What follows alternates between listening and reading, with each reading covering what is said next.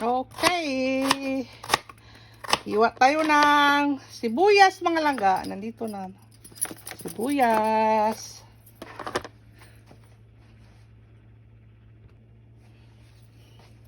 Okay, maghiwa tayo ng putito mga langga. Kahil ilagay natin sa ano kasi ito ang panglaban ng alat. Ganun lang ako maghiwa.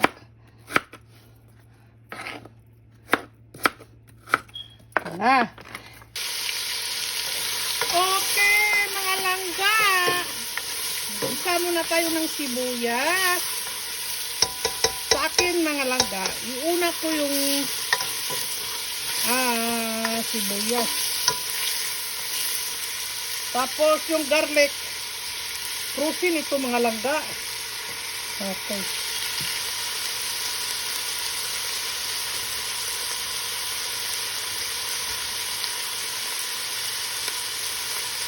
Okay, mga langga. Ay.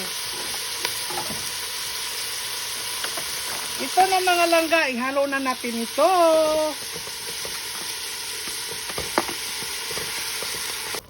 Okay, ito na mga langga. Ito mga langga, lalagyan ko ng Coca-Cola.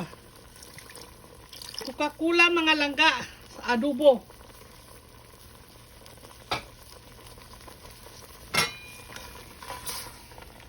Kompleto Ricardo na ito mga langga. Nandito na lahat. Hindi ko na pinapakita kasi yung... Okay, luto na. Lambot na. So, ilagay natin itong panlaban ng alat. Kasi ito mga langga.